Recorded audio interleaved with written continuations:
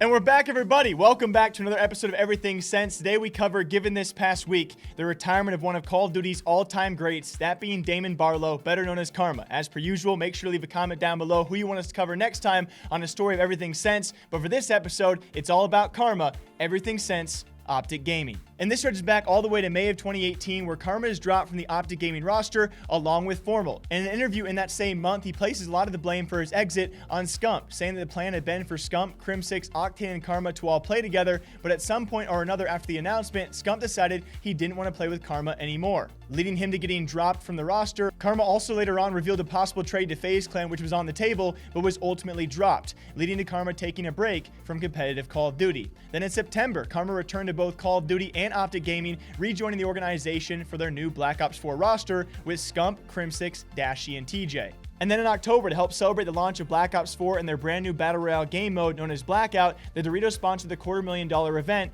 known as the Doritos Bowl. Karma joined his coach TP on Courage's team, and they actually ended up taking second place and a $75,000 payday. From November of 2018 till the end of January 2019, Karma and the OpTic Gaming roster went on an absolute tear. They take first place in 7 out of the 8 events which followed in that span of time, including winning first place at CWL Las Vegas Open. In March of that year, Karma's teammate Scump gets roasted on stream after he commented on the benching of JCat from eUnited's roster at the time. Scump had said some very harsh words about benching a potential all-time great player, but immediately he was actually called out on stream by Nameless, who responded by saying he did the same thing to Karma.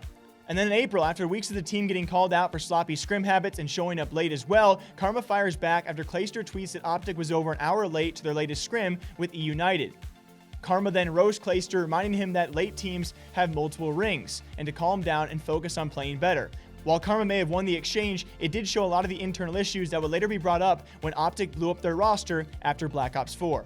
And later in July, Karma finally spoke out after OpTic Gaming got blown out at CWL Finals, getting knocked out of the tournament without even winning a single map. He blamed the team's inability to handle the S&D game mode, and even went as far out to call out the S&D map, known as Hacienda, as being an automatic loss for his team every single time.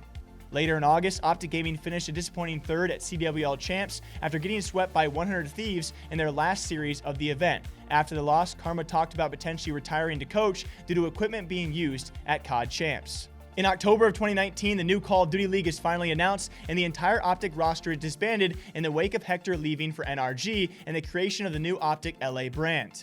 Karma signed with the Seattle Surge, but reveals that the final year of OpTic Gaming had been very, very bad, and that he actually had to reach out to Dashy and TJ to see if he even still had a spot on the new roster. Because management hadn't told him anything, he also revealed a huge conflict of roles and weapons behind the scenes, saying he was forced to use a weapon and operator combo he hated because Scump wouldn't change up his own weapons. He even said he liked all of his former teammates, but the team definitely needed to go all of its own separate ways. Then to end of the year 2019, Call of Duty Modern Warfare releases with its beta, along with the challenge to access a special in-game nuke by getting 30 kills in a single game. Not only was Karma the first player in the entire beta to achieve this crazy kill streak and record and also get a nuke, he did it in his very first game as well, showing just as always how he is a potential GOAT of Call of Duty. Tactical nuke, baby! Horsey, where you at? Where you at, Horsey? Horsey! Horsey! To kick off 2020 in January, the opening weekend of Call of Duty League presented itself with some stark controversy, as Karma and several other pros point out that a lot of the teams were not given proper access to equipment and scrim time before the event. Then in February, Karma and Seattle Surge go off on another rough start, which is actually made worse when an apparently drunk Karma is called on the stage on the live broadcast. And we were playing pretty poorly. Okay. Damon.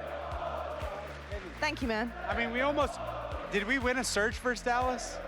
Almost. You almost did. We almost did. You were up 5-2. And we are very bad at Surge. And in April, another run-in with the league's casters Karma ran into was when he went off on broadcasters of the latest league's home series after they kept talking about the struggles of Karma and the Seattle Surge. They did this a lot while also other teams were competing and continued to talk about the Surge in a negative light. Karma then went on to tell the broadcaster to talk about all the technical issues that plagued the first online event and finishes by suggesting they kiss his butt. Then the following month, Karma stunned the entire COD community when he revealed that the entire Seattle Surge starting roster was supposed to be on all different teams, and that ownership simply would not make any moves possible to bring in future talent or trade for other players to make the team better. And then finally, in June, all of the losses and the frustration and the background problems finally came to a head as Karma officially retired from the Seattle Surge and the Call of Duty League as a professional player. This comes mid-season, also was a huge surprise to many people out there, but maybe not so much to others, as it came with a heel of reports that Seattle was even so bad that other teams in the league were blacklisting them, being the team was just not worth practicing against, and the toxicity and issues inside it were obviously very detrimental to the point where Karma has left mid-season. And with the Call of Duty 2020 season wrapping up in just a few months, it may not be the end for Karma's professional days in the long run. Actually stretching back now a couple of years, he could be doing what he wanted to do for quite some time, that being a Call of Duty coach instead of a player. And I guess we'll just see where he joins next. Certainly his Call of Duty career is not over. As a player it is, though. That's going to be Karma, guys. Everything since OpTic Gaming. Definitely a whirlwind and a roller coaster ever since OpTic, and especially with the Surge. I cannot wait to see what this guy does next. As per usual, who do you guys want to see next on the series of Everything Since? Until next time, drink your water, drink your coffee. I'll see you guys back here sometime soon.